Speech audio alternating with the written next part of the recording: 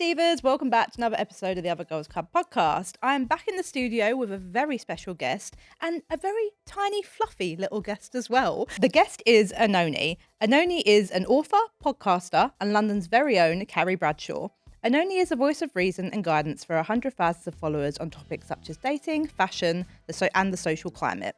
I've got her in the studio today as I'm really keen to hear her thoughts on the quarter-life crisis and the many big questions people are asking themselves. For example, to have kids or not to have kids. Welcome, Oenone. Thank you so much for having me. That was such a nice introduction. And welcome, Astrid, as well. I know, thank you for letting her come. Oh, thank you for letting her come as well. That was very good. This is the first time we've had a dog on the pod, and it just, made my day. When you were like, can Astrid come? I was like, yes, Astrid can come. I don't care what the studio says. I need her in here. She's not very vocal. I don't think she's going to have much to say, unfortunately, but I can talk for both. So. But how are you today? I'm really good, thank you. I've had a really nice morning because it's just been the bank holiday, and I don't know if you took it off, but I normally often will work on the weekends or work on the bank holiday. And yesterday I said to myself, I kept wanting to do things. I kept feeling really guilty because it was Monday and I didn't. I had 2 naps. I read, I chilled, and then I went for dinner with a friend. And I woke up today feeling like a brand new person. Like just refreshed. Yeah, You've been learning from Astrid. Yeah. I said to you as well, I was like, I ask everyone either what are you reading, what are you listening, what are you watching. I was like, you don't have to answer all 3. Everyone just picks one. And you went, I can do all 3.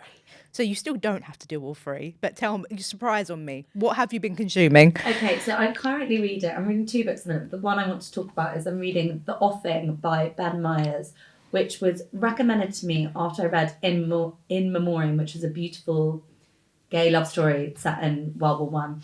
And this story is about a young man who's 16 who decides to basically go on like a pilgrimage across England and strikes up an unlikely friendship with an older woman in the turn of like the Second World War. And it's really beautiful and I'm really enjoying that. So that's what I'm reading, The Offing by Ben Myers. I've been listening to What Did You Do Yesterday with Max Rushton and David O'Doherty, which is a podcast with Max Rushton, I think, is a sports commentator, and David O'Doherty is a comedian. And they have comedians on and literally ask them, what did you do yesterday? Like from the minute they wake up till the minute they go to sleep. And it is so funny. Like they've had Lou Sanders and Nish Kumar, every kind of like fake Joanne McNally. And it's like the granular detail they go into, but also if it didn't happen yesterday, they won't let them talk about it. So it's just such a stupid premise, but it's really, really funny. I've been loving that. And then I've been re-watching Broad City, which is just one of my favourite. Have you watched? I haven't, but it's one of those ones that's always recommended to me. You would love it. It's so funny. So it's about these 2 best friends living in New York, and they're really chaotic, they're really messy. I would say it's on a par with Girls, and it was really successful at the time. I think it first came out in 2014 and maybe ended in 2019.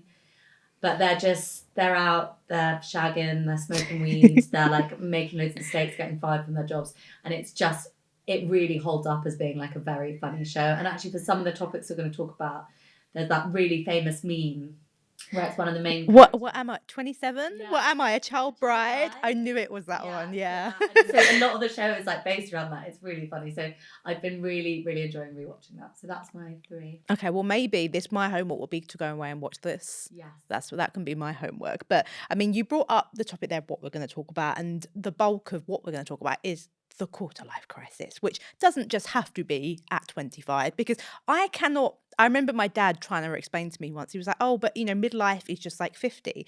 And in my head, and this is just the way my brain works, I was like, well, no, because not everyone lives to 100. So I was like, actually, you don't know when your midlife or your quarter life is until after you've died. And he was just like, yes, Sophie, but like just in general terms, midlife is 50. And I just could not wrap my head around it. But for me, quarter life crisis can be anywhere from like your mid-20s up until in your 30s. Like, but it's just that kind of panic of, oh shit, I'm not old, but I'm getting a little bit older. I'm not getting any younger, as people say. And I'm just starting to have a think about my future and where I want to be. And I'm not quite sure what I want to do, or maybe I am, but I don't know how to get there. And I know I've been having a load of those questions. And I thought, I've seen you speak about it quite a lot. And so I thought, I want to get you on here to have a chat about that.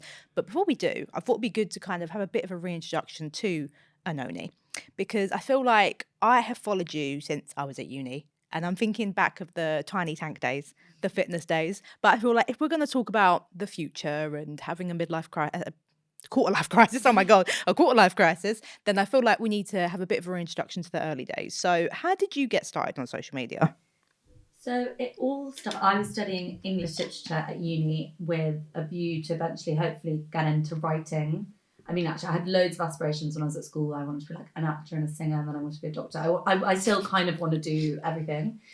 And I had like a messy, not very nice breakup. And I got a personal trainer because it was in the era of kind of like revenge boards. So I was like, I'm going to get a personal trainer. And if I feel like I look good, that's going to help me kind of overcome this bad relationship, which it did in a way. And like glow ups, revenge bodies, whatever, like it can work, even though now we realise that's really problematic. So I kind of posted my before and afters on Instagram and I started getting followers. But I was someone that was never into fitness, very terrified of fitness when I was at school. And I went to a really sporty school and would always be on my period, always ill. I would just, anything to get out of exercising. So on the one hand, it was quite like a toxic thing because I was doing it. And it was a lot about diet culture. And I also had a history of like quite bad disordered eating. So when I was first posting about it, it came from quite a negative place, I guess, more self-hatred. But then it did give me a bug for like exercising. So I started posting about that on Instagram and started to get followers. And then by the time I graduated, I had maybe like 70,000 followers. Not that many less. That's not a very good sentence. I don't have that many more now. So then, and then I got a talent agent kind of reached out to me and was like, we'd love to manage you. Would you like to like be an influencer? And this was before that was a thing. I was like, well, what is that? And my parents were like, you can't do that. No, that's not a job. And so I moved to London, became a personal trainer, did that. And then it all kind of happened by accident. And actually I saw a young creator talking about how like my generation of influencers always say that, and it feels really disingenuous. They're like, people always say, oh, I didn't mean to happen. But back then we really didn't mean it to happen because there was no such thing and no one was really getting paid up until kind of maybe like 6 months before I had that call with that talent agent. People maybe were getting paid, but no one knew. And so it very much was accidental. I was just in it for the love of the game. I was in it for the likes and the validation that I was getting. Well, because I think like just off the back of that, because I feel like people used to just post more in general. Because I feel like when people post now, they post content. Whereas when we were posting, we were just posting like I would generally post pictures of my breakfast because it was that like gram era. It was the Instagram era, and you did just post like that with no intention of like of it going anywhere because it wasn't so an influencer creator wasn't really in our lexicon yet. But also I can't remember when, but stories were new. Like stories weren't a thing when I first started. I didn't even had Instagram stories. So I remember them on Snapchat. Yes, I think I used to post Snapchat and then post on Instagram, but I post 6 times a day. So I post like my breakfast, I'd post a quote, I'd probably post a picture from the gym. No one really posted videos then. So genuinely I would post about 6 posts a day. And because it was chronological, everything would get really good engagement because people were like watching it as it was happening. It's not like now where you might see a post from 19 hours ago or even 3 days ago. Yeah. You would just see it live. So people used to just be posting non-stop and everyone was engaging with each other. I made loads of friends in that era online, other creators and just like random people that would follow, and there were much fewer people using those platforms, so everyone was kind of in conversation with one another. I'm always so surprised, I'm sure you get this now, but like if I ever go to an event, there'll be so many people with like millions of followers that I've never come across. Oh my God. Whereas back in the day, I would turn up and I'd be like, oh, hey, it's you, and we'd all know each other. I had no idea who Mr. Beast was. And he is the big, like, I think he's the biggest YouTuber, right? And I remember Dan, like, he just mentioned him once. And I went, who? And he was like, Mr. Beast. And I was like, excuse me, what the fuck is a Mr. Beast? And he was like, it's the biggest YouTuber ever. And I was like, not in my world, honey. Not in my world. Because there's so many more people on the internet and people can be absolutely huge and have ginormous followings. And you might never have heard of them. Yeah, it's so, I find that fascinating. And so I wrote a book called Bad Influence, was about this kind of journey more in depth, and also about how many creators there are and how many creators there are that are influencers as their full-time job, not necessarily making tons of money. There's obviously like a small percentage that make a lot of money, but there's a lot of people with quite middling careers that are influencers. And it's so interesting because still to this day, so many people have quite a lot of like schadenfreude around it or snobbery or don't really perceive it as a real job, but actually it's like quite a big percentage, quite a big demographic of people actually see influencing as their day-to-day job, and it's not something extraordinary anymore. It's kind of just a viable means of making a living. Not for everyone, it can be very hard to make it, but yes, did that answer the question? I don't remember where we got to. Yeah, we were just talking about your early days, the tiny tank days. That I remember you just posting. I remember eggs. eggs being like very closely related to you. I remember those. But yeah, just thinking about like those days, because it's, I think, so stark to where you are now. Like when I think about, what you used to post like back in like the fitness, but I feel like everyone did. When I think of that 2016 like fitness era, everyone was just posting eggs, their protein pancakes, pictures of their abs close up as well. Like it was just a completely different era, and the way we use the internet was just very different. It's so interesting. I agree back then with the fitness thing, because I think looking back, it was also problematic. You know, that cohort of like Alice Living and Deliciously Ella and people that I'm like now friends with, that, you know, years ago everyone was in the same kind of crew. But it came from like a good place where, because we'd just come out of like heroin chic, this muscly, healthy inverted commas felt like it was this revolutionary way of living. It really felt like actually it was a different body type. Obviously now you look back and you're like, it's just a different iteration of thinness and whiteness and, you know, like a very specific type of beauty that is already very acceptable. But at the time it actually did feel quite disruptive to be like, you can have muscly legs, or like you can be shapely rather than... I remember like strong not skinny was like, I was like, go boss. Like, it's actually weirdly really empowering, and it's funny because we've come so far now, and I think the conversations have moved on so much farther that in hindsight it's like the gap between skinny and strong there wasn't a gap. The gap was a thigh gap. It was a very small gap, but at the time it was empowering in its own moment, but it very much now feels very dated.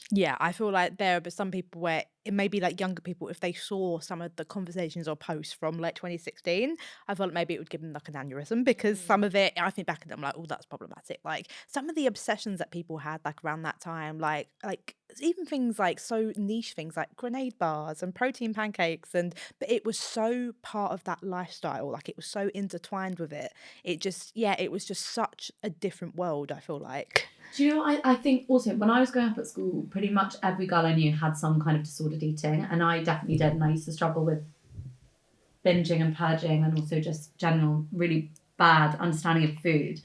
And then in that era, kind of MyFitnessPal and calorie counting came in, which we now look at, and I would never count calories now, and I do see it as obviously some people can do it, but I think it can be quite a triggering behaviour. But because we'd come from like probably mothers who had really bad internalized fat phobia, who read magazines that had like the circle of shame, and where women's bodies in that kind of 90s noughties, it was like women were so shamed for their bodies, and like slim fast and diet culture. Suddenly we're like, this is actually how you can be healthy, inverted commas. And this is in an era when we equated health to like low calorie, whereas now if I think healthy, I think what's got loads of like nutritiousness in it. Whereas back then healthy was like, how low calorie can it be? But again, it's like it was so of its time that in a way, again, we were just grappling with the information we had. It was kind of better than what we come from, which was like none of us knew anything about food. People were just drinking like 3 Slim Fast shakes and having a bowl of, what was that? Special K. Special K. Yeah. Like you're not even having a vitamin in your day, no protein, no. So on the one hand, it's really problematic, I think, when we look back at it from today's lens. But at the time, it kind of was better in some ways. And I think all of us had to go on that journey of going from probably like complete starvation, no nutrients, to hyper-fixating on what we're eating and macro tracking, to eventually, I do think there's like a cohort that all went on the same journey, where it's like actually we've all got quite a good holistic relationship with food and our bodies, but it was quite turbulent to get there. Yeah, it's almost like it was what you needed at the time, because I know for me, like it was particularly my third year at uni, I was very, very focused on the gym. But when I look back on it, like some of my behaviors maybe weren't healthy and I wouldn't practice them today, but I don't regret any of that time, because it really helped me focus on uni, first of all. And I did so well in my dissertation just because of how locked in I was. Like I would be in the gym at 5:30 a.m. every day on the dot, and then I would get dressed at the gym, go to my 9 a.m. lectures, do a full day at uni, go to work, go to bed, repeat. And I was like literally just like that for a year. I was so locked in, and I'm like, do you know what? I wouldn't do that now. But at that time, that's what I needed. And I needed that for that time in my life. But I feel like we have been through all of those stages. And I feel like now when you sit here and you're like, oh, okay, yeah. And you look back at all of those things that you went through that were so normal at the time. And now you're like, oh, I'm not sure about that. Like that felt a bit wrong.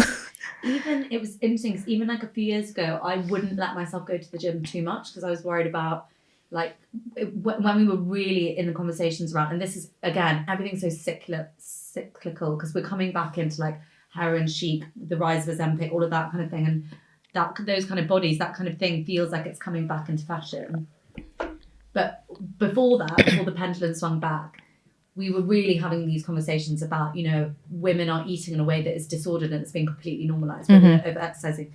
So then I kind of went the other way where I was like, even if I wanted a salad, I would get a pizza because I was worried that getting a salad was me being like somehow unhealthy, or like if I exercise too much. So I had to actually go do like intuitive eating the other way around and be like, actually not every behavior is a signifier of some sort of like bad thing. Yeah. And and now I'm really good at eating intuitively, exercising intuitively. If I don't exercise for a month, whatever, if I'm really on it, that's also fine. Yeah. Because it's coming from a place of genuine, I can't believe it's so amazing to think like how far I've come in terms of body image and how I ate, that I trust myself now. But I did go the other way for a bit where I was like, I'm actually like also limiting myself doing healthy behaviors because I was worried that it was like somehow unhealthy. Yeah. And I think that did become a bit confused as well for a bit of time. I feel like Lucy Mountain talks about this really well, and she says like, because she talks a lot about diet culture, and she talks about diet culture as like a structure, and then she says that like, yes, so much of our ideas around fitness are rooted in diet culture, but some things, not everything is diet culture. And so for example, if we're talking about like a protein shake, right, a protein shake can be diet culture, yes, but also sometimes it can be an easy way to get your protein intake up. And so it's like there are so many things where yes, they could be unhealthy and they could be rooted in diet culture, but it's not always. And I think you really have to like think about what you're doing and why you're doing it, and also like, do you want to do it? To have kids or not to have kids, it's all I'm seeing right now, because all I'm seeing is people either starting to have kids, people who are saying like, no, I don't want kids, and like that they're very firm in that decision. And it just kind of feels like it's kind of two opposite camps of people who really don't and people who really do. And it's starting to get a little bit, I don't know, hard to navigate, where I'm someone, I know that I definitely don't want kids, but there are still so many aspects of life where I'm like, okay, I know what I don't want, but what the fuck do I want? And I just feel very confused, and I feel like I am sort of in the midst of a quarter life crisis, and I have been for at least a year. So let's have a chat about that. Do you feel like you've ever had a quarter life crisis? Have you ever felt like, you know, in 2021 you were saying you felt like you found it hard to show up, but have you ever felt that in that sense of like a quarter life crisis? I think it was around that time. It was 2021. I think that was when I was 27. Funnily enough, when I turned 28, that was one of the best years. I just had a really happy, good year. We also did come out of the pandemic that year. I also had a big breakup and I found that very freeing. But before that, I don't know if it's called psychosis. I've definitely gone through these big growing pains periods at separate intervals in my life where I've like changed. I'm a very different person from who I was when I was 18, when I was 21, when I was 25. Now I'm 31 and I feel like I kind of know myself more. But it's funny because I remember I did a podcast, I went on Saturn Returns podcast, maybe when I was 27. And if I listened to that now, I'd be like, I don't agree with anything she said. Like, I don't know who that is. You're like, I don't know who that girl is. She's not me. And I think loads of this crisis feeling comes from this idea of wanting to have a specific identifiable identity that we can tie ourselves to, that we can follow, and that we're like, this is who I am, this is what I want from life.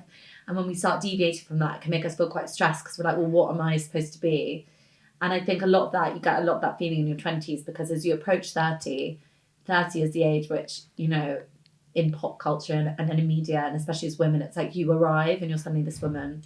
Weirdly then, when you're in your 30s now, like I'm 31, that all goes away because you're like, oh, it was all like smoke and mirrors. It doesn't actually matter. I think weirdly you feel older when you're approaching 30 than when you get into 30s. I saw someone say this. I literally saw a TikTok last night of someone saying 28 is older than 32. I think it's because at the end of your 20s, you're the top end of that decade. And suddenly when you're 30, 31, you're the youngest in that decade. Right. So it just feels, there's something about it.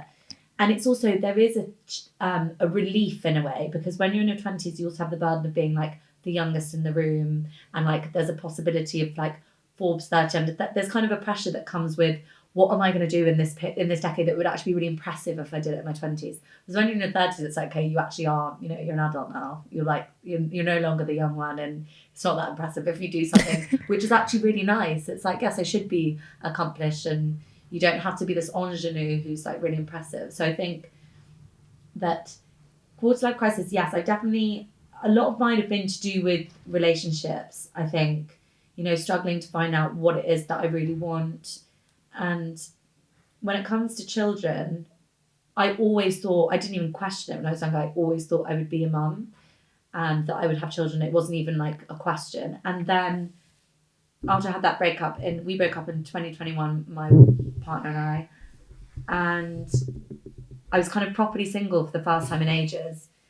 And I felt a little bit of the pressure because some of my friends were like starting to get engaged, but more than anything, I was just like really enjoying being free, and I really lent into like being single and dating and having loads of fun.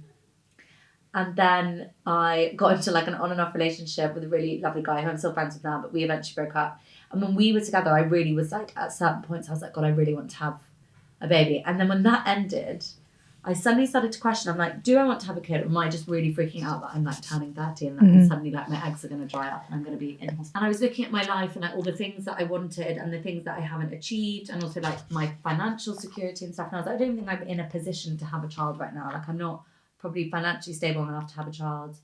And do I really want to uproot my life that much? And I was thinking a lot about, so much of my idea of wanting a baby was actually about wanting, first of all, a man to kind of be like, let's have a baby, because that feels like the biggest show of love. Like I literally want to bring new life into this world with you. The idea of like being pregnant, the romanticized idea of like watching your body change and grow. And I was like, do I actually want to be a mother, like a parent? Do I want to do all the actions of motherhood? Do I want to give up loads of my life? Do I want to be exhausted all the time? And if I was to be a mother or a parent, I would want to be very good at it, which would mean sacrificing at least the next 18 years of my life. So yeah, I realised that basically all my ideas of like motherhood weren't about motherhood. They were about the kind of not glamorized, but the romanticized version of being chosen to like carry someone's baby and being pregnant. And then I listen to loads of like parenting podcasts, and I have 2 sisters who both have 2 daughters, and I have friends who have kids. And when you actually like look at it, it's really fucking hard. And you have to more than want children to want them. Whereas I think generations before, it was just the done thing. You would, get married, you'd have kids, and no one, like, that was just what you did. And now when I think about it, I'm like, you have to be so sure that you want children. Because even when and I'm sure you've experienced, but if anyone, and probably everyone feels this way, but if you've ever really struggled with your mental health, there might be times when you would rather not be here. And the idea of like bringing a child into the world that might feel that way, that makes me feel really guilty. Even the perspective, possibility that I might bring someone into the world and that they would feel those depths of despair, that would make me feel really bad. So how could I protect them from that? Which you couldn't really. Anyway, so I get all in this in my head. But then when you're really in love with someone and everything's going well, there is like an innate kind of desire to want to have children. I do think that comes in. But more and more, I maybe have over intellectualized it, more and more I do feel quite like I maybe would want to have children later down the line, but I'd have to be so certain, I'd have to be so secure, I'd either have to be with an amazing partner or have the capability to do it on my own. But if it didn't happen for me, I think I'd live a really happy life still, which is a really nice place to get to, because I've also consumed content from women who really struggle with their fertility, and it's become sort of their life story. And that's quite hard to listen to as well, because you think, if I didn't have children, would that be as damning for me? Yeah. And so it's really interesting. Like, I think it's really good how much women have been given agency and space to talk about their experiences and their struggles with pregnancy, with motherhood, with conceiving. But as a single childless woman, listening to all of that, that's quite overwhelming as well. I don't know how it makes you feel, but it's like, again, Pandora's box has been opened and we have so much information now. What if we had too much information? Maybe it was easier to like just do it before you knew all of the information. Yeah. I was literally having this conversation the other day. I was talking about how, like, evolutionary speaking, women's memory when it comes to pain is more short term, and it's the kind of an evolutionary kind of like defense mechanism. So you don't really remember how painful childbirth is. Can't remember where I got that study from, but I do remember reading it. I think it's around the time I was doing my psychology degree. But there is so much we don't know about pregnancy, childbirth, and I do think it is intentional, because I do think there is an element of, we keep women in the dark so that they do their quote unquote job in terms of reproducing. I think I've always been very, very different in the fact that I've never, ever wanted kids. Like, even from when I was a kid, I never played with like baby dolls. I played with like model T-Rexes and stuff. Like I've had my Doctor Who figurines. So I've just never ever wanted children. So I think for me, there's not that kind of like innate kind of like struggle of, there's not that innate struggle of, yes, there's so much that I don't know, I don't figure out. It is just a blanket. No, I don't want them.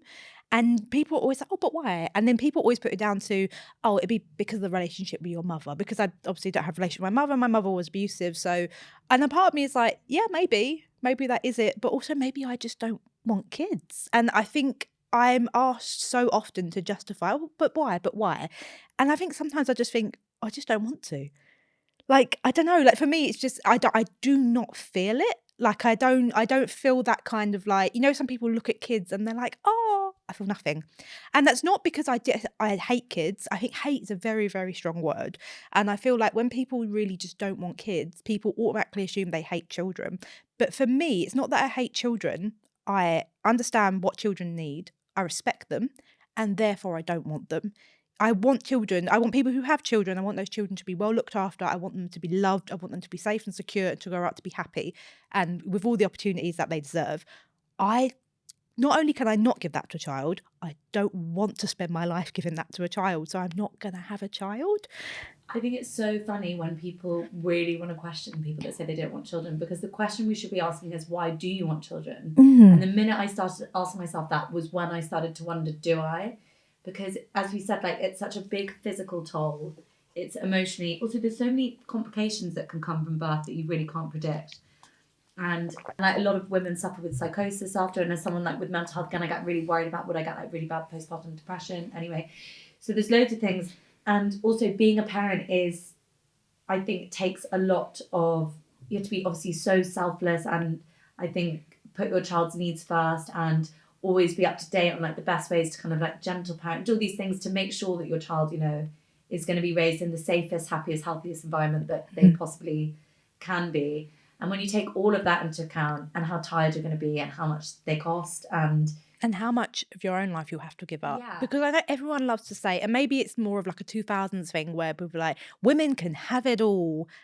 Maybe you can't, because, well, maybe for most women, maybe if you've got the funds and the resources and the support, maybe you could balance it all. But for most women, I don't know, maybe this is controversial, I don't think you can have it all. I think you're right. I think if you're really fucking rich, Yeah. or like Kylie Jenner can live the life of a 20-year-old with kids, like Yeah. no one can do that. I don't think you can have it all. I think you can have everything, just not all at once. So yeah, I think that I really don't think you can have it all, to be honest. And when I watch my friends who are mothers that really want to be mothers, they're so amazing at it and they're so happy and they really love that decision, and I'm really happy for them. But I think that it's really good to be able to say I don't want children. And the more I learn about how hard it is, the more I just don't find it shocking. Do you know what I mean? I think we're asking the wrong question. I think the idea that we try and like force people to want to have children is so mad, especially because there's so many children out there that are treated badly and that like don't have safety on safe housing. And like, if anything, it's great that the people who don't want children aren't having children. That's like a really good thing to be happy. Well, I think if it was a pet, you would understand it. Yeah. Like if you said to me, "Oh, Sophie, I've got Astrid. Well, why don't you have a dog?" And I went, "Oh, well, I'm out too much. I work too much, or I like to go on holiday and not. I couldn't give a dog what it needed right now." You go, "Okay." Yeah. It's so true. I don't know, but I am quite maternal and I love my nieces. And I often have these weird things where I'll think about parenting quite a lot. So I'll be doing something and I'll think, how would I communicate that to my daughter? Really, like it's something that preoccupies me, just immerses me like a subconscious thing. So there's definitely a part of me that thinks about motherhood, but I think that's just because it's so ingrained into what I thought my life would be. Right. That I just think about it a lot. But then, yeah, so it's like I'm two halves on it. I don't know. But another thing that I've done, which I think is a bit self-preservation, is I decided to kind of opt out dating and focus on my career and opt out of the pressure of feeling like my age means anything. So I don't care about my biological clock. I don't care that I'm 31. I don't care if I meet someone. And it's like, let me just go with the flow and find out what's going to happen. And if I meet someone next week, or if I meet someone at 36, and then if I decide I want to have children and I can, great. But if I don't, am I happy where I am right now if it was to carry on basically like this but forever? And the answer is yes. And so if I can keep building on my career, my friendships, the way that I live my life, becoming a human that I respect and like being and I'm proud of, that's kind of quite freeing, because the alternative is panicking that I'm 31, desperately trying to meet someone, spending a lot of time on dates with people that maybe I don't like that much, really freaking out, starting doing fertility tests, finding out that maybe my fertility is dropping off, marrying the first guy that, you know, proposes to me, having kids with him, and then waking up at 45 like, oh my god, I'm really unhappy and I've got 3 kids with this person that I don't even really like, which is not obviously everyone, but I think that is often like what we get shoehorned into. Yeah. And so a lot of my like emancipation from the choice of motherhood isn't even like, do I want to be a mother or not? It's like, for me to become a mother, if I want to do it with a partner, I don't want to rush. I don't want to have to change my life that much. Did any of that make any sense? No, absolutely. Yeah. I think it's more just like you finding that comfortability with building a life for yourself that is not centered around motherhood. Whereas I feel like maybe you grew up thinking like, oh, I just will be a mother, because that's kind of in your idea, the head that you had. Whereas now it's like, I'm going to build a life for myself, a life that I want, a life that I want to live. And if motherhood is a part of that, okay, then that's a part of it. But also, it will be okay if it's not, which I think is a really healthy place to be in. And I think it's going to be different for every single person, because there will be some people who desperately want to be mothers and they really want to be mothers, and I'll never understand that, but I can respect it. I can respect that, like, that's what you really want. And I think maybe for me, something that I could compare it to is something that I always really wanted is I just really want to live in the city. I want to be independent. And for me as a disabled woman, like, that means a lot. And that's the closest thing I can compare it to, because that's something I really, really want for my life, and it's a non-negotiable. So I think it's just kind of like understanding that women do just want different things for their lives, which sounds like it shouldn't be revolutionary, but unfortunately it somewhat is. And I think maybe I'm in a little bit of a bubble, because I really only hang around other gay people. So, and I think that's another whole other conversation in itself, because when you're thinking about queer people starting to build families and having children, adopting children, or going through IVF or whatever it is, it's such a bigger process. It's not just, oh, you know, can I get pregnant or not, and things like that. There are so many other things to consider. And I think because I am around more people in those circles, I don't think about like like kind of maybe the way that you've thought about it in terms of like fertility clock and like things like that, because it is completely different. And I do feel like when you're on a queer timeline, you are somewhat behind as well, because you don't have your experiences, and most people don't have the experiences in their teenage years that straight people do. So you're kind of a few years behind anyway. And then I don't know, it does just feel like somewhat different. And I do feel like maybe I'm exposed to more people who are living alternative lifestyles and aren't living that normal trajectory, and quote unquote normal, whatever the fuck normal looks like these days anyway, but they're not living that kind of like trajectory that you kind of see in the mainstream. So it kind of feels more, I do feel more comfortable in saying, well, I don't want children, and I'm okay with that decision. But for some people, it really is hard to say, oh, I don't want children, or I don't want to get married, because there'll be so much pressure coming from family and from society. And maybe there'll be days where, even for me, I'm very, very happy being single. But if, for example, the bank holiday, I don't know why I get so lonely on bank holidays. If I don't have anything planned in, maybe it doesn't help that I'm self-employed as well, because, you know, just the schedule is different. But it comes to bank holidays, I suddenly get really lonely. Oh my god, you should have messaged me. I had the same thing. So I was like, I'm not going to do anything. What did I do? I saw a friend on Saturday morning, and then I went to the march about the Supreme Court ruling about what a woman is. Disgusting, horrible thing that happened. But the march was really beautiful. Then I had no plans. And then on Sunday I went for my run, and then I had no plans. And I was like, oh my god, I'm actually like really lonely. And all my friends like in relationships, probably doing coupley things. I should have planned something. So I went and found my friends and saw that one of my friends was like really close to my house. I was like, where are you going? She's like, I'm going to meet a friend for lunch. And I was like, can I come? So you should have messaged me, because I think when you're single and when you're freelance and when you live on your own. Oh wait, everyone else has plans. So yes, next time message me. But also about being in different spaces, because I'm, you know, in the creative industry as well, I also am more exposed to people doing life on their own terms. In fact, lots of my friends, my female friends who are single, are in similar work to me, whereas some of my friends who may be in more traditional roles are already married or already have kids and are following a more traditional path. And I'm really grateful for the fact that I have these relationships with people that are doing their lives ever so slightly differently, whether it's because they're queer or whether it's because they're just doing things a bit later.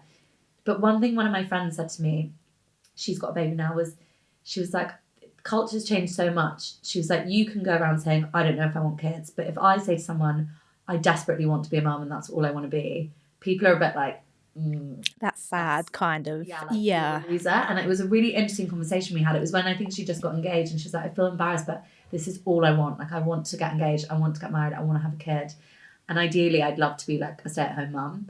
And I was like, of course you can say that. And then she was like, but be honest, like, it's so much easier for you to be like, I'm just focusing on my career right now, like, I'm single. And I was like, she is kind of right. Like, we flipped the switch a bit on, like, you know, who we're shaming. And I think we kind of girl bossed too close to the sun in a funny way, where now it's like, I believe in all of this, and this is what I talk about, you know, like feeding yourself first. And I do think that a lot of heteronormative relationships can be very draining. There's so many statistics to say that unmarried women are much happier than their married counterparts, and that, you know, singleness is not by definition an unhappy state. We've just been programmed to believe that it is. Actually, single women are often really happy. At the same time, I think that people should never feel ashamed for seeking out romantic relationships or wanting to find, you know, a monogamous life partner or want to have children. And I think that's why this conversation sometimes gets a bit messy, because we want to, like, I agree with you. I also don't understand when people desperately want to have like be a mother, but I'm also really jealous that you know that you don't want to be. That's why I'm like, I wish that I felt like one way or the other. I'm always flip-flopping, but I think there has to be space in all of this for us all to kind of because I'm so easily swayed. I don't know about you, like sometimes I'll read something and I'm like, oh, I completely think that, and then I'll read something else and I'm like, oh, I completely think that. And I think it's a bit like going back to the food thing. It's like learning how to intuitively think, so absorbing how someone else is living their life, being like, that's interesting, maybe I'll take a bit of that, or like, that's really interesting what you've said. Because even sometimes, and I was out for dinner with a friend last night and we were talking about the motherhood thing, and I was like, sometimes I don't know what's me and what I really want, and what's like self-preservation, where I'm like putting up barriers so that I don't have to worry, and what's actually like deep desires. I don't always necessarily know where what I'm feeling in that moment is really coming from. I'm just doing the best with the information I have at hand, and like the way that I'm responding to it. But I think that having the ability to, you know, like change your mind is such a good, strong place to be. Yeah. Give yourself the space to go, okay, yeah, maybe at one point in my life I didn't want that, or I really did want that, but now I feel differently, and maybe I really do want kids. Like, you know, you are allowed to change your mind, like on things that you want. Something I ask myself like regularly is, if I could have anything I wanted right now, what would I be doing? What would I have? What would my day look like?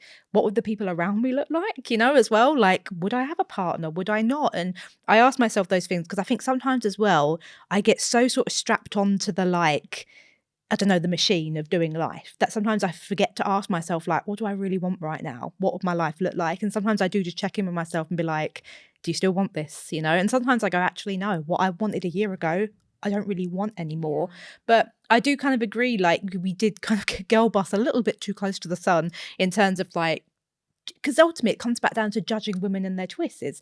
Because I think the way that we kind of see motherhood or potentially wanting kids or not is like two camps. Either you really don't or you really do.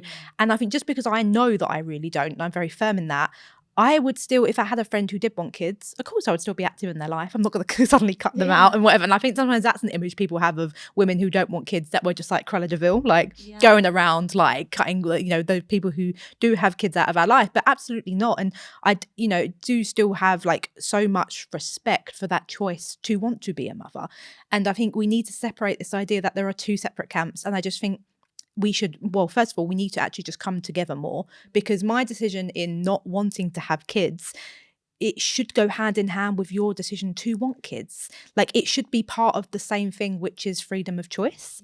And I think when we separate ourselves as people who want children or not, it does just, well, because when I think, you know, like, for us to say like, oh, we're going to concentrate on our career and I don't want kids, and that's like an acceptable thing to say.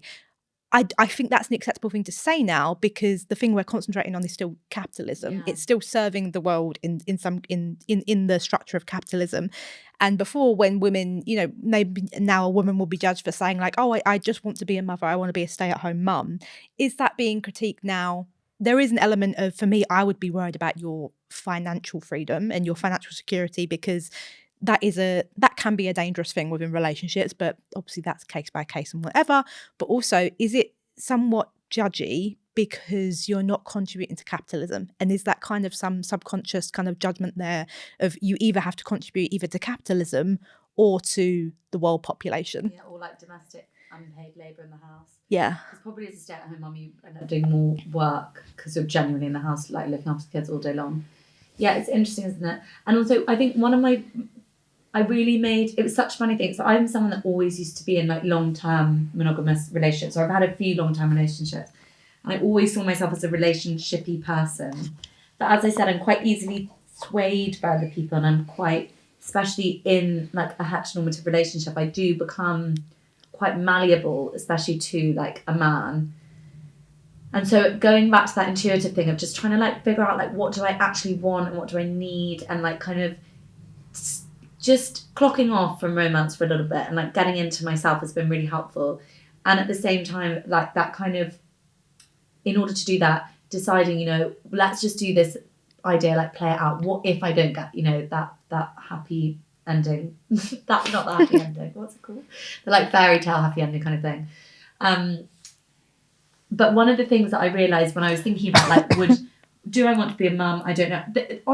Right, how do I answer this? I think I would love to be a mother in some ways, but I don't know if I want to be. So, and I think I'd be a really good mum only, and I wrote this once in Substack and I was like, no, that sounds awful, but because I'm so preoccupied by it, I think I probably would be quite a good mum because I've thought about every single eventuality of motherhood, but I think I'm quite scared of it. But one of the reasons I think that I'd be okay not being a mum is because I have so many children in my life. Yeah. Loads of my friends have babies. Both my sisters have children. So I get to be a maternal-esque figure, especially to my nieces, and give them back. And so I think that there's something lovely about childless women and women with children uniting together, because I have the energy when my sister's like really tired to like, I was living like below my sister's house for 3 months at the beginning of this year. And she needed a shower, I'd take the girls. If she was tired, I'd have the girls. And it was so fun because it was like a communal, literally like having a village to raise a child. And I could do that because I'm childless and single. Like that's a really amazing place to be. And I think that we have to value, you're so right about people do paint people who don't want children as like these kind of like witchy, awful people. And it's like, no, maybe you don't want to have children. It's not like you're asking for a childless society. You're just saying, I personally don't want one in my womb and in my house. Yeah, which I think is a fair enough choice to make. Fair enough. And so I think that, it's that idea of like, really thinking about what parenthood is and how hard it is and how valuable it is to have people who are going, I don't want to do that, not doing it. And it also does mean that, you know, because we've really lost that sense of community, and that's why parenthood is so hard as well. I think it's why it's so much harder. People would live very close to their families before. You'd have maybe like intergenerational families living under one roof.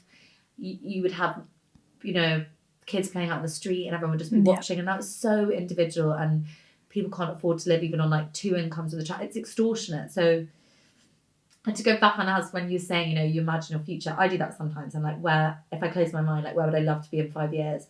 And funnily enough, it's always me living on my own. There's never anyone else there. There's no man, there's no children. And it's me in like a really spacious, beautiful, like old looking flat. Because my one dream, my thing I've always just wanted is really good financial stability. And one day I'd love to be able to own a flat. That's the dream, innit? A 1-bed flat if I could own. That's all I want. That's all I want. A place of my own that's genuinely mine. Yeah. But that's kind of, that just stability, I think. Stability, safety. But there's nothing else there. I don't know if that's because it's too abstract to imagine a person. Whereas I think other people would be like, oh, in 5 years I definitely have. So that's something I go back to as well. And that kind of brings me quite a lot of comfort. Yeah. But I think thinking about that idea of like community, because it's something I think about a lot, because I think I have a very good relationship with my family that I do have a relationship with, but I don't speak or know half of my family. Like my mother's side, I literally have not spoken to them in like 10 years. So my family that I do have a relationship with, I'm very, very close to, but I also have a lot of chosen family. So I have a lot of friends who I've known for like 10 plus years. I have a lot of like family who aren't actually related to me. And I think the growing up with that and becoming an adult through that, I've just kind of looked at family differently. So when I say that, I don't want kids, I mean, I don't want one in my body. I don't want to have to give birth, and I don't want one in my home every day. And I don't want to have to be financially and, you know, emotionally and physically responsible for this being. But that doesn't mean that I don't want to be a caregiver in some kind of way. And I don't even necessarily mean in adopting a child or a teenager. Maybe that's something I'll do when I'm older, but I don't necessarily want that either. But I'm thinking in terms of I would love to the like what I see people get from having children. So the things that people really want from children is that kind of giving of love and that giving of care. That's what I see people really want from having a child. And I think I have that in me to want to do that and to give that, but just not through having a child of my own. I see more of it as giving it into a community kind of sense and giving it into the community I live in or community that I seek out, whether that is within East London or within, local churches or whatever it is. I see my kind of caregiving kind of like future being within like the community and kind of doing that kind of thing. And I think I would get from that what I see people get from having children. And I think I really noticed that kind of like last year of like I do have that caregiving side of me, but I just know it's not in having kids. And I think that's such a good way of putting it. And it's so funny, again, talking about like over intellectualizing. It used to really frustrate me when people said that people who didn't have children were selfish. It always confused me. I never understand that. What do you mean it's selfish that people don't have children? It's kind of selfish, as I said, to bring someone into the world who didn't ask to be here and, not be able to predict what kind of world they're going to be living. I really used to confuse. I don't know if I was like taking it too literally, but it always used to really confuse me. And then I went down the rabbit hole of thinking like, isn't it kind of weird to want to have a biological child? Because you're like, that's kind of selfish. It's just you wanting to like bring someone in that's like your dear. Yeah. I know that's not right, but that was also one of the ways my brain, I kind of got a bit too overthinking about it. It's like, yeah. Actually, it's kind of like, why do we have children? I don't understand the whole like continuing your bloodline kind of thing. I'm like, all right, Henry VIII, sit down. Do you know what I mean? Like, I'm like, what if all my like flawed, problematic bits I like pass them on? That's what stresses me out. Yeah, but so I know that's not true. And again, I know it's much easier when you're single, because I do think that a lot of like wanting a baby comes from like the hormonal chemical things that come from like being in love, and it's quite easy when you're single and celibate. Not on purpose, but I'm obviously not an incel, but yeah, it's much easier when you're like not feeling those emotions to feel very logical about it. And it's not. And also, I don't have anything against people who have children. I just find it so interesting how people are so quick to have very strongly held views about people that don't want children, but we've never really questioned like why people do want kids. Yeah. And I was asking myself that. I was like, why would I really want children? Like, is there really a good reason to want to have children? And then I read a thing recently that was like, actually, we do need to keep having children because all of the children now need those children for like later on in life. Like, we do have to keep producing. Otherwise, there's like it doesn't work. You do have to keep having kids. So there's that, but that was not a good reason either. So there's so many ways to like chop it up. But I agree about the caregiving thing, and that makes me really excited because my niece, well, two of my nieces in Australia, they're a bit older, but the ones that live here are 3 and 1.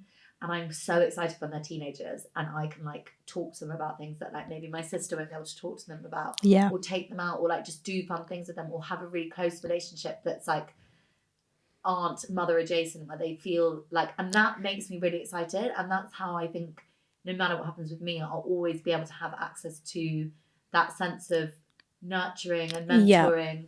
But you can find that in loads of ways, whether it's through like your friends' kids or like volunteering or mentoring, or there's so many ways to show care. Because there's so many pockets of community and children and even adults and young adults out there that need help. They need community. They need some kind of nurturing. And I think they often need it from someone who's not a family member. Like I remember something that happened to me, was it last year? Yeah, it was the end of last year, that kind of made me it actually kind of really sparked this thought process for me. I've been thinking about basically the whole year of what do I know what I don't want, but what do I actually want? Because I thought, right, I know I don't want to have kids, but what do I want instead? Because I think you kind of feel like you have to have something to replace it with. And I thought, am I enough on my own? But then I don't want to have kids just because I don't. But something that kind of really sort of sparked my interest more in community and my local community was, so I was actually just in like my local community like end of last year. And as I was walking home, I was getting my hair cut, I was getting my teeth done, something like that. I can't remember, walking back from the dentist. And this young boy fell over in front of me. Like literally he was running away from something, and he fell flat on his ass in front of me. Everyone, and I'm not joking, at least 4 different people stepped over him because he was just in the way. So I helped him up. I took him and I went to go take him to the side just to check he was okay. And he went, no, I need to go. And I said, let me just check you're okay. I was like, your train or whatever it is can wait. And he was like, no, it's not that. Like, I'm being chased. And I was like, okay. I said, I was like, what's going on? And he was like, don't look, like they're here. And I was like, what the fuck is going on? So and he was he was a young schoolboy, and he was being chased home from, he was being chased home from school by these boys. So he had to move schools last year, he told me, because he was being bullied, homophobic bullying. And he'd moved schools last year, but the boys that had bullied him from his old school had basically found him walking home from his new school and were chasing him home. And I just stumbled upon this boy. And so I said, right, so I know the area very, very well. I said, let's go underground. There's a shopping centre underground. So let's go under there, and then I can, we can figure out what to do. I said, but we'll be safer under there because there's so many security guards around these shops. And he said, okay. So I took him down. How old was he? Oh, he was a minor. He was a minor. So old enough that he could hold himself, but also I felt some responsibility of, I'm the adult in this situation. I need to make sure you get home okay. I said, do you live locally? He said, yes, I just live over that bridge. It's like a 15-minute walk away. It's okay. So I'm going to walk you at least to the bridge. I understand, because I'm a stranger. If you don't want me to walk you to the house, that's absolutely fine. So, but please at least let me walk you to that bridge. So, okay. So I basically get him to the bridge. But we go completely underground through the shopping centre, because I was like, they will not be able to track you underground. Like, I was like, I know like the area around here very well. I'm like a little spy, yeah. I was like, so I did that, and Jules actually really random as well. Is he ended up finding me on TikTok like a few months later, and he was like, wait, I recognise you. You helped me home. Sweet. But yeah, and it was like that, and that really, really upset me, because first of all, there was this young boy who was clearly going through something, and had been going through something for the past year, and that really upset me. And then I also just thought as well, like, what if I had not been there, and what if no one else had stopped, because everyone else just walked over him, and it kind of just reinforced for me that kind of like that need for community, and I thought, I want more of that. Sorry, I'm not like Astrid is so cute. No, sorry, she's being a bit. She's like, can you give me belly rubs? She's like, belly rubs now. But no, that for me, it just really highlighted that need to nurture and to care. And I think that for me was a really good example of, I don't want kids. And I knew in that moment, that wasn't me going, oh, I felt really good doing that, I'm going to be a mother now. That didn't happen. That didn't have that miraculous moment where suddenly I was like, the clouds have lifted and I'm going to be someone's mum. But I did have that moment of, I do have that caring side to me, and I do have that nurturing side to me. And I thought about that boy all week. And sometimes I do still think about it. I do keep my eye out when I see like young people around, and just that nurturing side of me is there. And I think sometimes people forget that, like, you don't have to be a mother to have that side of you. And I feel like, single women who don't want children aren't all these like crazed witches that are trying to steal your puppies for their Dalmatian coats, or like whatever it is. Not wanting to be a mother comes with like not being maternal is completely incorrect as well, because again, it's that thing of, when you have, especially we're talking about straight relationships, it's so unusual to meet a straight man who has very strong views about parenting. They either really want kids, or they're happy to, they'll kind of go whichever way their partner wants. Yeah. Because so often a straight man in a straight relationship is not really doing much. Like, the woman carries the baby, the woman has the baby, the woman breastfeeds the baby, looks after the baby, and then maybe when they're like 3, the husband takes a bit more of like a firm hand, but it doesn't like impact their lives as much. So and I know it's different in queer relationships, but when women say like, I don't want to have a baby, it's often not because they're not maternal. It's because that is a massive, a dangerous, big thing to put your body through. It's a life-changing thing. If you're a good parent, being a parent is forever. I still ring my mum. I'm 31, and I will ring my mum at the slightest inconvenience, constantly ringing her for like help and need. And I know that you don't have that same relationship with your mother, and I feel so grateful and lucky, because loads of people also do have really complicated relationships with their parents. And again, that's not something that's guaranteed that you're going to have a good relationship with your child either. Anyway, all of this to say that I think we get so happed up in wanting women to be, this specific, like the Madonna or the whore. And when women turn around and go, actually, I want to be this thing, which isn't easily categorizable, that is still very nurturing, but no, I'm not going to have kids. We just can't bear it, because it's not fitting into like a category which is preordained by society that you have to fit into. And I think it's amazing, and I think it's really interesting when you see women, young women, or like women in their mid-30s, whatever age, saying, I don't want children. You will always see comments from women in their 60s, 50s, 60s going, I love this generation of women, and I'm so glad that you guys have this freedom to make this choice, because they grew up in a generation where there was no questions asked. Yeah. Like, oh my God. My Nonna, she should be 82 now. Oh my God, whenever I post it, everyone's like, that woman is in her 50s, like, But yeah, she's 82 now. And one thing she just always asks me is, are you happy? That's the only thing she ever asked me. Never, when are you having kids? You know, have you got a partner or anything like that? She's always just asked me, are you happy? And I think she is just so kind of, I think in a way she has this joy and this love for me and women my age who are kind of the first women in our bloodline to be able to decide, no, I don't want kids, or no, I don't want to get married, or yeah, I do want to live on my own, or have the choice to even live on their own. Because we think like how recent it was that women were allowed to have their own bank accounts and stuff, let alone financial independence and security. But then I also see that this kind of like grief in her where she does say sometimes, like, I remember on her birthday this year, she was like, oh, if I could do it all again with everything you guys have now, she said, I'd go to the club and I wouldn't get married. And it doesn't mean she regrets having, you know, my dad and having the family, because she does truly love us, but she didn't have a choice, you know? So yes, she might genuinely love us and not regret that, but also she wasn't given anything else. So how could she have known? And I think now we're at a point where we do get to make that choice. And for the first time, it's really not surprising to me at all that women sometimes don't know what they want, because it's for the first time someone's saying you have a choice in being able to decide what you want. I think also weirdly, it's your nonna, but I have similar conversations with my mum. My mum has never said to me, like, she has grandkids, maybe that's why, but she would never pressure me. She never asked me if I'm like dating anyone or seeing anyone. If I'm like, I'm just gonna be single, she's like, great, no, don't have kids. She's like very encouraging, because I think she had a similar experience where she felt like she had less of a choice, and she's really kind of like obsessed with young women and loves our freedom, and she's such a champion of that. But with the motherhood thing, I think either way, your life is going to look really different. And I think the having it all thing is a really important thing, is that there is a sacrifice on both ends, and choosing to not be a mother means you sacrifice. And I think about this, what would I sacrifice? I guess it's that thing that we're always taught is what is fundamentally human and what it means to be a woman, which is like to experience pregnancy and to experience the love of a child. And that can be a big grief in of itself for some people, the idea of never experiencing that. But then being a mother will sacrifice so many other things. And so, like, I think whichever way you cut it, it's going to look really different. But there's no better choice. It's just choosing to go down a different path. Yeah. And you'll find fulfillment in different areas on both sides. But I think it's weighing up, knowing like which sacrifice means less to you. Yeah. And that might change. I think that in any life path you take, there's going to be pros, there's going to be cons, there's going to be sacrifices, there's going to be gains. And I think you have to work out, rather than thinking, oh, this is what's expected of me, of, oh, this will be the easier choice, or this is the done choice. It's more just, either way, I'm sacrificing and gaining something.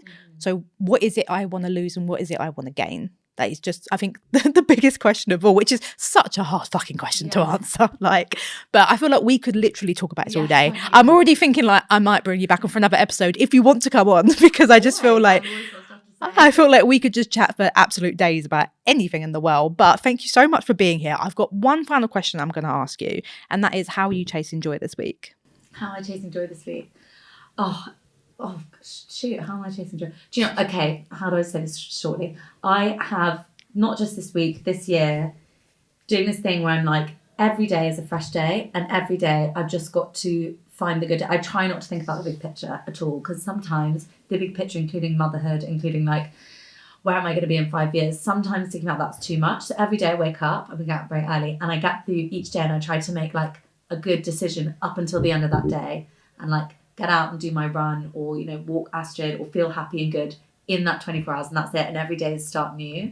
And for some people that might not work, but for me, it's got rid of that sometimes crushing, overwhelming, panicky feeling of when you're like, what am I doing? Where am I going? It's like, just today. It's only today. That's all you've got to think about is today, not tomorrow, not yesterday, just today. And that's kind of been working for me so far. I've been taking each day as it comes. So that's what I'll do this week. I think I might take some notes from that as well, because I'm very much like, oh my God, what is happening? I don't know where I'm going. Yeah, sometimes it's just like doing the little things will add up. And sometimes you've got to just let it all fall into place by itself. Yeah. Surrender. Yeah. Surrender to the thing, like the big thing. So for instance, my dream, how do I quickly say this? My dream is always to be an author. And I now am trying to work on fiction writing. But the way I got here was I was doing my degree in English, which I should have done like a traditional career to become an author. And I've become a PT, a podcast. I've done about like 85 different careers. And over the course of 10 years, I kind of ended up where I wanted to be. Yeah. But the route I've taken has made absolutely no sense. Round the houses. So sometimes it's that, just surrender. You'll get where you need to go. Just find out how you get there on the way. Like take a detour.